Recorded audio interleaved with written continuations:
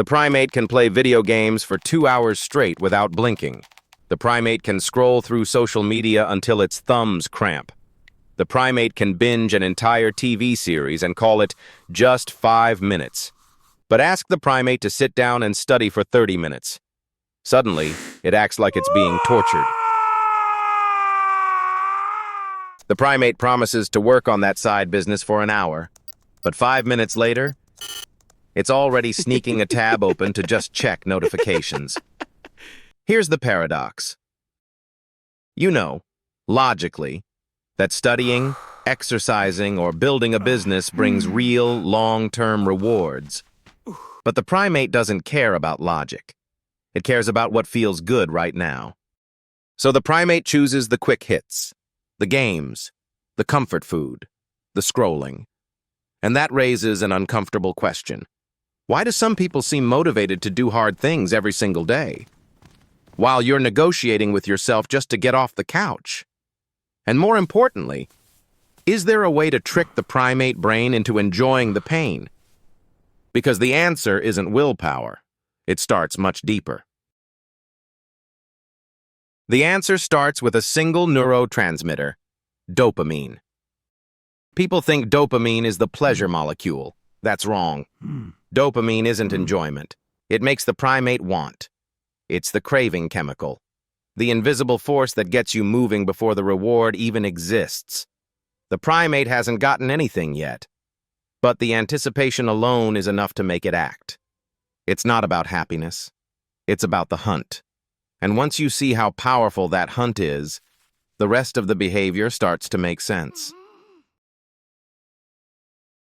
To understand how dangerous this is, look at the primate's distant cousins, lab rats.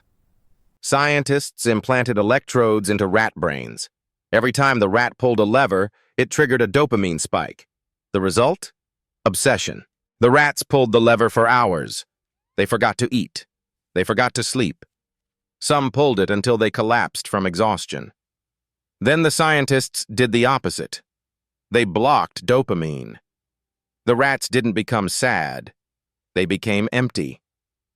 They wouldn't even walk to get water. If you placed food directly in their mouths, they would chew and enjoy it, but they had no motivation to move for it. Here's the part that's hard to ignore. Your brain works the same way. You are the rat, and your phone is the lever. And if that sounds dramatic, wait until you see what tolerance does to the system. Your body follows a strict law called homeostasis. It demands balance. If it's cold outside, you shiver to warm up. If it's hot, you sweat to cool down. Your brain does the same with dopamine. When you flood the primate with video games, internet pornography, and endless scrolling, the brain adapts. It down-regulates the receptors. Just like an alcoholic who needs the whole bottle to feel what one drink used to do, the primate now needs massive stimulation just to feel normal. It's like eating at a 5-star restaurant every single day.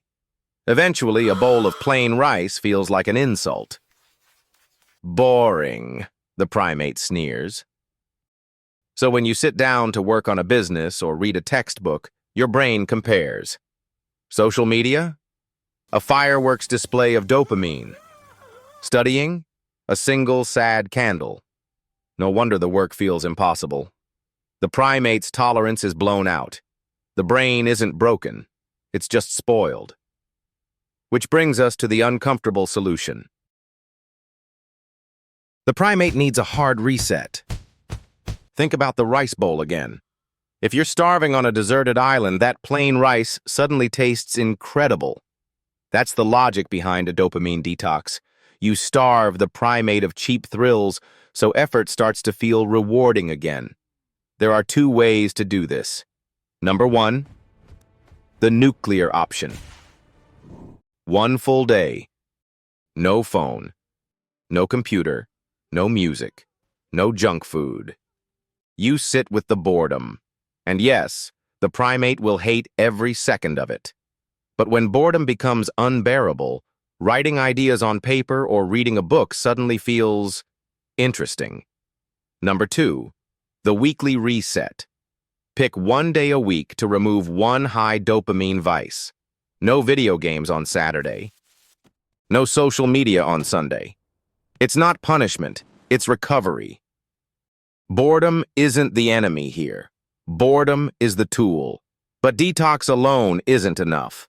The primate still expects to be paid. You can't detox forever. The primate still needs rewards. But you must flip the script. Suffering first, reward after. Most people do it backwards.